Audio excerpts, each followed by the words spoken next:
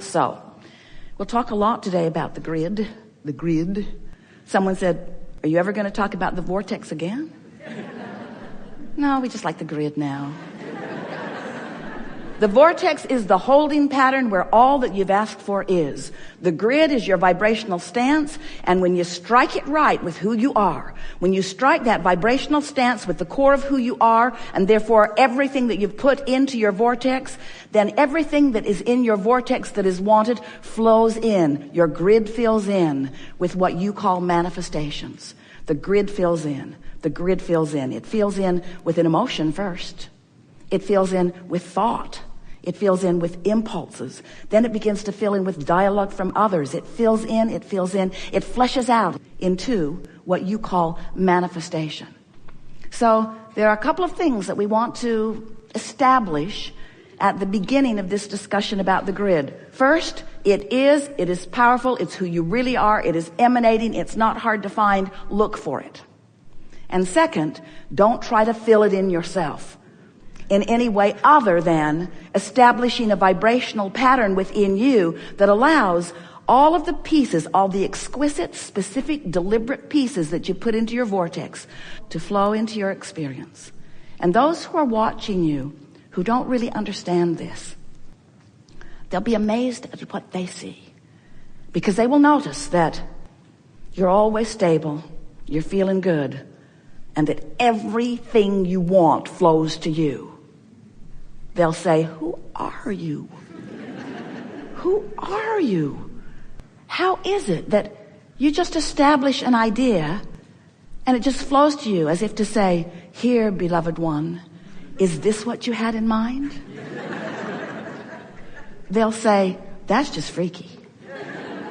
And you'll say, felt a little odd at first to get everything I want as fast as I want it. But after a while, I started to get used to it. I started to realize that that's sort of why I'm here. I'm here to decide what I want, to achieve vibrational alignment with it, and then to witness the grid filling in, witness the manifestational evidence of my focused point of attraction. Really good. So, you have some things you want to talk about? All right, then, we enjoyed visiting with you.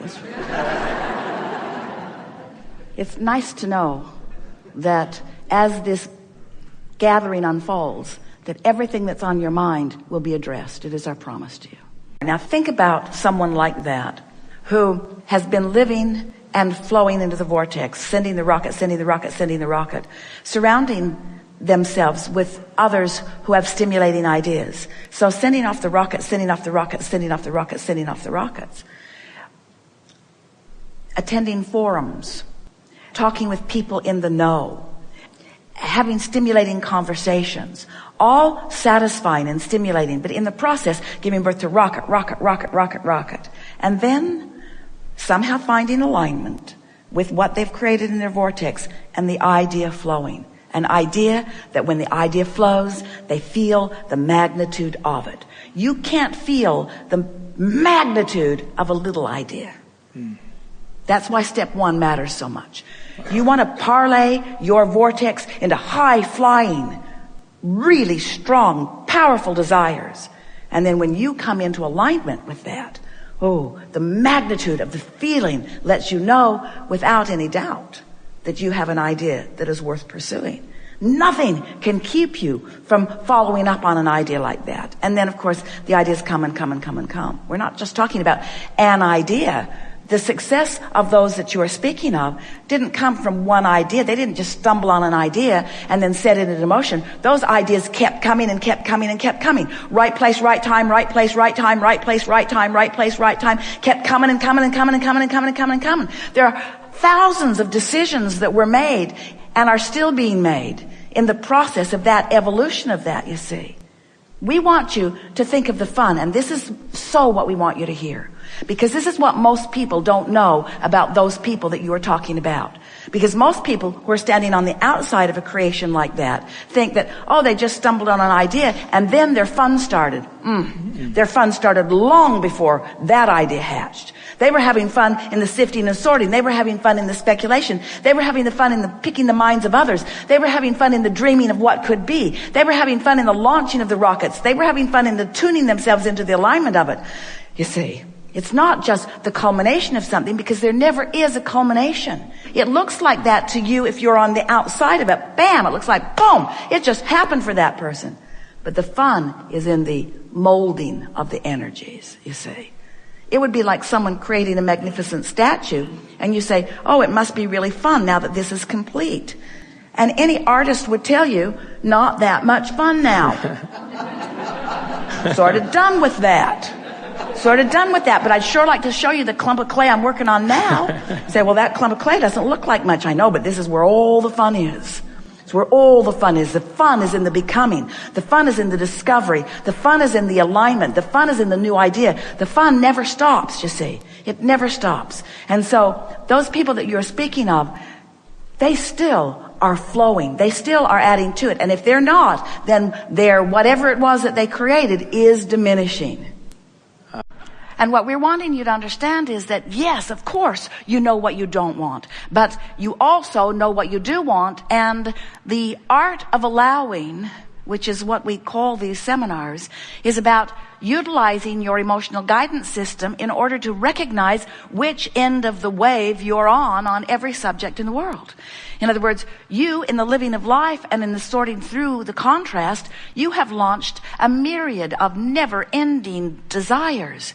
And those desires are being held in a vibrational escrow by the larger part of you, who remains always on the knowing what I do want end of the vibrational stick. So you sort of understand, don't you, that you are more than you see here in these physical bodies? You are vibrational beings. You are source energy in physical form. You were non-physical energy before you expressed yourself here in this physical body. But when this you that you know as you was born into this magnificent physical body, the larger part of you still remains non-physically focused. Over time, man has tried to define that part of you. Sometimes you call it soul, or source, or God. We want you to understand that no matter what you call it, the larger part of you will always be non-physically focused, and the larger part of you will always be the holder of the leading edge desires that you have launched from your physical experience. In other words, sometimes physical humans have it backwards. They say, oh, non-physical is source-like, and it's all finished because it's not coming forth to suffer anymore. It's not coming forth to strive or to progress. And here we are, humble humans that we are, here serving our whatever it is, and learning and growing or climbing the karmic wheel or whatever. And hopefully we'll be able to prove ourselves worthy enough that we can return to heaven and never have to come back to earth again. And we say, you could not have it more screwy, because you are source energy, you are eternal beings, you are non-physical energy, and you love to send a part of that which is you into a leading edge experience where the environment can evoke from you new ideas of expansion, the evolution of all that is, not just the species on your planet, the evolution of all that is happening because of this leading edge time-space reality that you are focused within. So as you come forth and you are exposed to contrast and you know what you don't want, rockets of desires exude from you. And the non-physical part of you, that larger eternal part of you, rides that rocket and holds steady to that vibrational frequency. Now you're constantly amending it, but the source within you constantly holds to your new decisions. And every negative emotion that you ever feel, every single one, you or anyone you know, is because you have in your physicality expanded vibrationally to a new place. The larger part of you is holding to that new vibrational latitude, but negative emotion within you means you're not keeping up. You expanded, but your thoughts are still focused upon the contrasting environment that caused the expansion. It's like someone going to their mailbox, finding more bills than they can pay, feeling awful about it because they want to be responsible and keep their promises. They actually feel fear because they are focusing upon the exact opposite of what they want. They want prosperity. They're focused on the opposite of it. They want to be responsible and keep their commitments. They're focused upon not being able to do that. So as they focus on this reality, they feel negative emotion. Negative emotion, not because they're focused upon reality. Negative emotion because the reality that they're focused upon has them offering a different vibration than their desire. So they take the emotional hit, and we say, fine, nothing wrong with that, because in that exaggerated moment, you launched more rockets of desire. You asked for even more prosperity. You asked for even more ability to keep your promises to the financial lenders. You launched even more rockets to keep your commitments to yourself. You launched even more rockets, but are you following the train of those rockets? Are you making an effort to think about how nice it will be when the money catches up with the vibration? Or are you beating the drum, it's been this way too long? It's hard. I don't like this. It's not fair. It's that one's fault, and that one's fault, and that one's fault, and that one's fault. And we say, you have an option in every moment to lean in the direction of who you really are, or lean in opposition to who you really are. And every time you lean in opposition to who you really are, you feel worse. And every time you lean in the direction of who you are, you feel better. So when we say to you, are you enjoying the contrast of your time and place? If you are over here, if you have practiced yourself into vibrational alignment, if in the moment we ask the question, you're tuned in, tapped in, turned on, in perfect vibrational alignment with who you are, when we say, are you enjoying the contrast of your time and place? You say, yes, indeed. Because the contrast of my time and place has caused me to expand way over here with all kinds of wonderful things. And now I've learned to tune myself predominantly into vibrational alignment with those things. I'm living a spectacular life in terms of manifestation, but even more important, I feel great because there's no separation between me and me. But if we ask the question, are you enjoying the contrast of your time and place? And you're standing way over here, launching rockets like crazy, but not lining up with them. I know what I don't want. I know what I don't want. I know what I don't want. I know what I don't want. Abraham, you've got to be crazy. Are you kidding? Why would I enjoy this contrast? This contrast sucks. Why would I enjoy being over here in a body that doesn't feel good, or in an experience that doesn't feel good? Why would you ask such a question? And we say, we ask the question because we know the benefit of your contrast and your asking. And we know also that the most exhilarating moments of your life experience are those moments between having launched a rocket and not being up to speed with it, but turning and going. That's where exhilaration is. That's where enthusiasm is. That's where passion is. We want you to leave this gathering remembering the power of this cooperative gathering of components. And we want you to have one thing on your mind and only one thing on your mind, and that is, am I in this moment, in this red hot moment of this emotion that I'm feeling, am I a cooperative component to my vortex?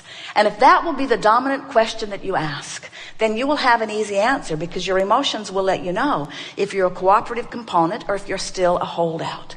And if you should discover in a moment of not positive emotion, but in a moment of negative emotion, that you are not a cooperative component, now you know exactly what to do. Just reach for thoughts that feel a little better. Reach for thoughts of relief. Tell the story in any which way, kind of way that you can tell it.